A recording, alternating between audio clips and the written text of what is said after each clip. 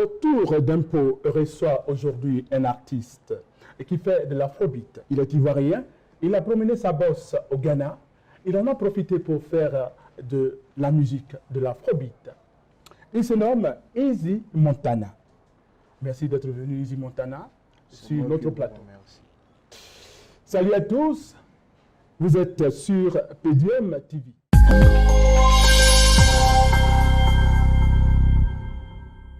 Avec Easy Montana, nous aurons à parler de sa carrière, de sa vie privée et de son côté jardin.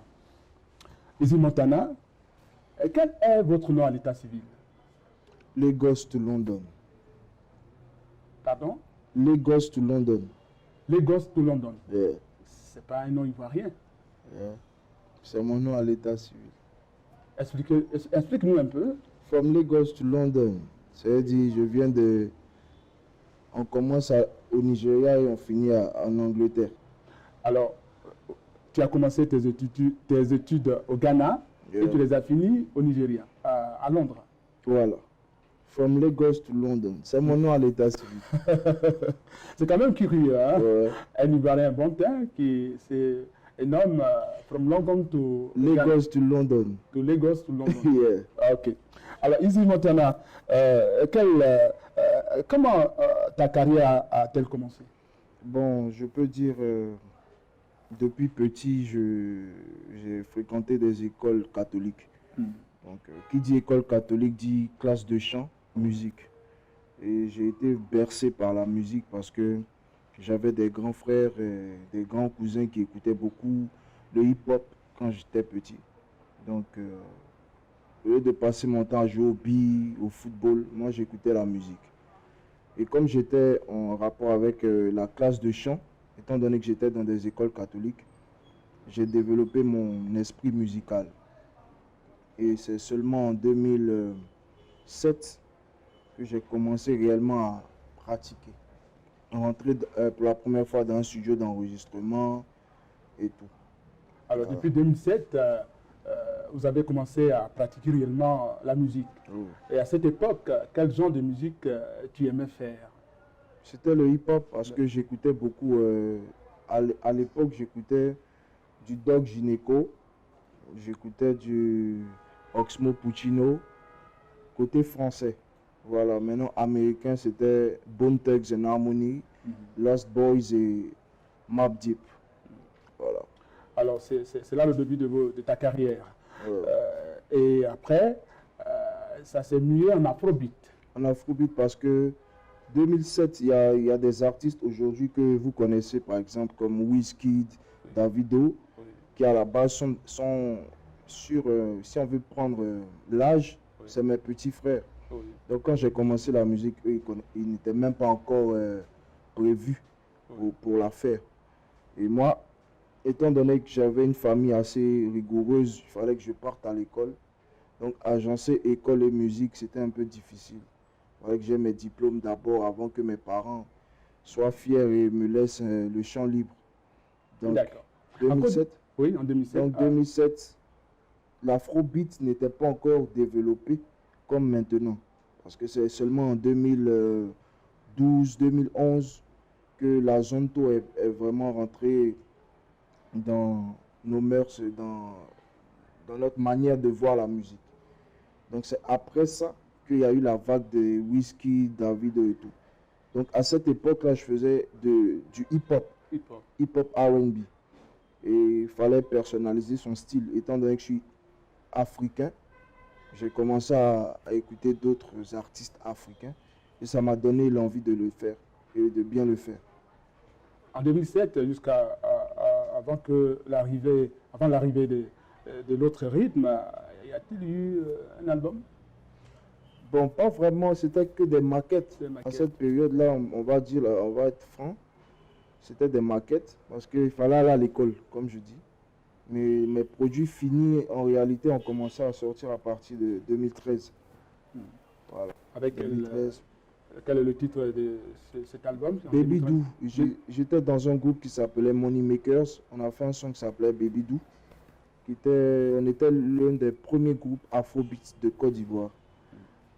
grâce à moi parce que je venais de la bonne école, le Ghana. Donc quand je suis rentré en Côte d'Ivoire, je travaillais dans une société de la place et en mes temps libres, je faisais la musique. Donc j'ai eu un binôme dans le temps et j'ai décidé de créer un groupe qui s'appelait Money Makers. On faisait de l'afrobeat. Donc Baby Doo, enregistré chez Shadow Christ. Voilà. On peut avoir un bout de... Baby Doo, t'es la plus belle de la parée. Baby Doo, c'est ma go, ma vitamina. I love you, Baby Doo. I need you, Baby Doo. Baby Doo. Très beau souvenir. Ouais. Alors, cet afrobeat, il y a aussi des sonorités ivoiriennes qui fait votre marque, n'est-ce pas? Bon, forcément, parce que quand tu vas chez un arrangeur ivoirien, il aura forcément sa touche ivoirienne. Sinon, à la base, moi, peu importe, ça ne me dérange pas, pourvu que ce soit des sonorités africaines. Voilà. Pas forcément ivoire, mais africain. Alors, de 2013 jusqu'à ce jour, tu comptes des albums?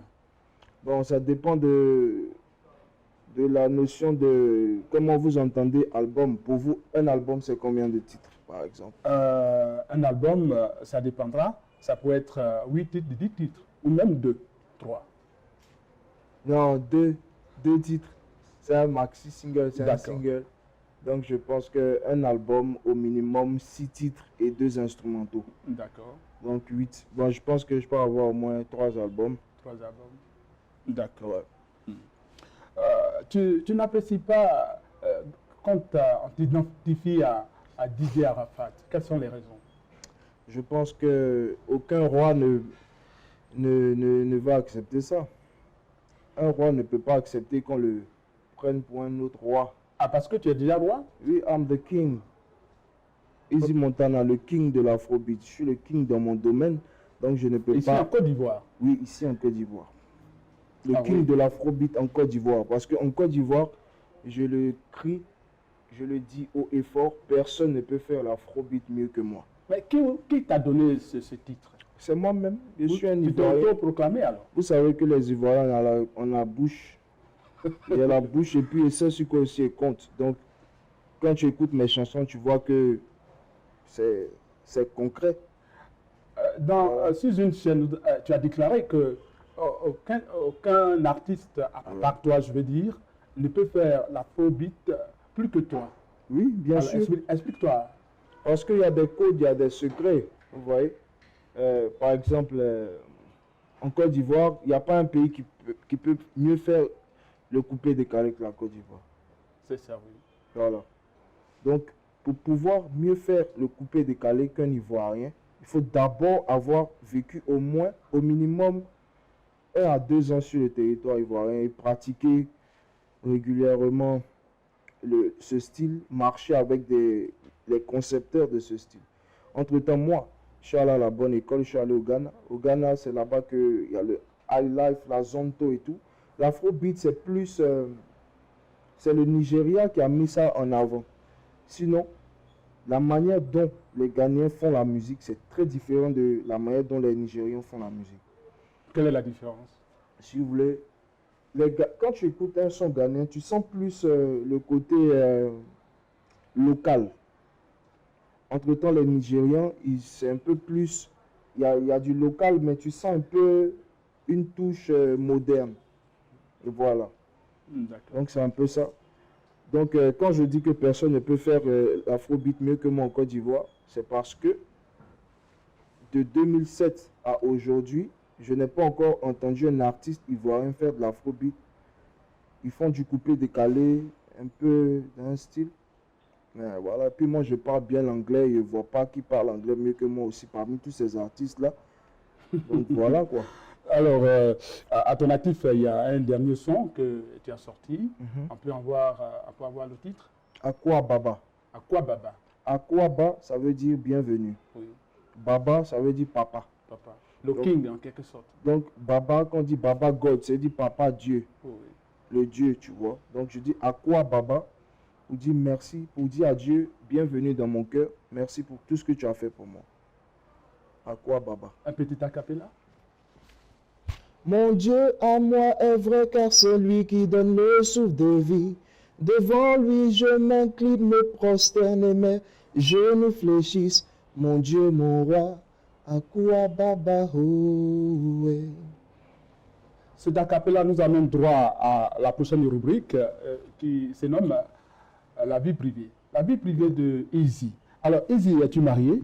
Non, pas encore. Des enfants? Non, Un cœur à prendre alors. non, Mais pourquoi? parce que je suis concentré sur ma musique. Cela n'enlève à rien que quelqu'un soit On m'avait marié. posé une question et j'ai répondu.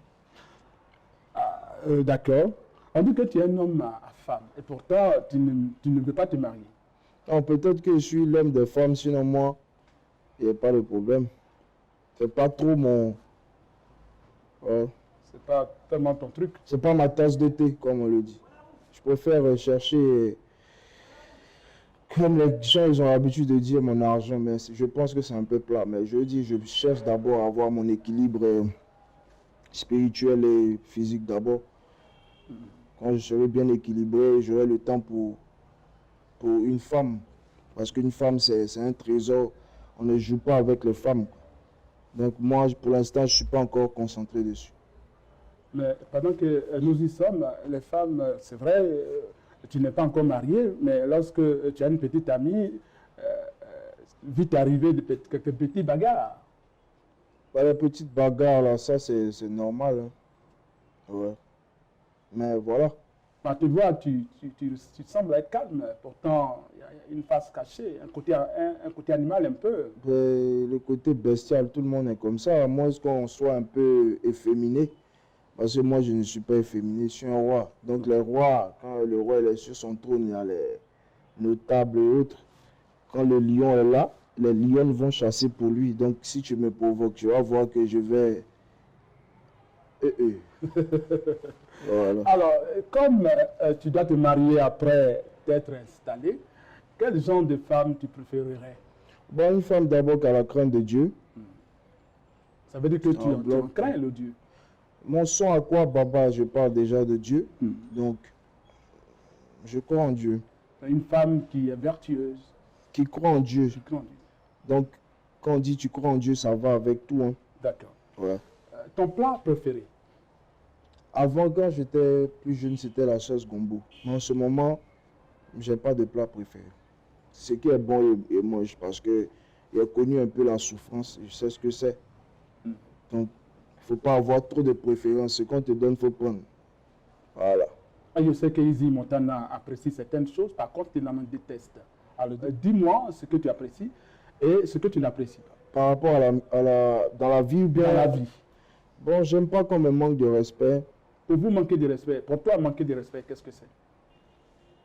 C'est déjà ne pas valoriser et considérer ce que je fais. Voilà. Quel que soit l'âge de la personne qui est en face de toi, tu dois du respect. Donc c'est un peu ça. Ce que tu apprécies le plus? Bon, j'apprécie qu'on me fasse des compliments. Comme un bon roi. Ouais, que les femmes te fassent des compliments, c'est ça? Non, pas les femmes. Pas forcément. L'homme avec grand H, parce qu'il n'y a pas que les femmes sur cette terre. Voilà, donc je veux dire qu'on me fasse des compliments. Et puis, si tu veux me faire des reproches, tu peux me faire tu peux me faire des reproches, mais pas en public, quoi. Voilà. Alors, il y a un mot auquel tu ne sembles pas être un peu d'accord, que nous allons partager, l'ingratitude. Pour toi, c'est quoi? Qu'est-ce que ça représente? C'est la sorcellerie. La sorcellerie? Ouais. Parce que quelqu'un qui est ingrat, c'est un sorcier. Vous voyez, je donne un exemple. Tu as besoin, par exemple, de 500 francs pour aller, par exemple, quitter d'un point A à un point B. 500 francs, ça ne représente rien. Sur cette terre, 500, c'est quoi? Mais je te donne les 500 et demain, tu réussis un peu ou quoi que ce soit et tu me dis, à cause de 500, tu m'as donné la dernière fois. Pourtant, tu en avais besoin. Oui. Donc, il faut savoir dire merci quand quelqu'un te tend la main à un moment précis de ta vie.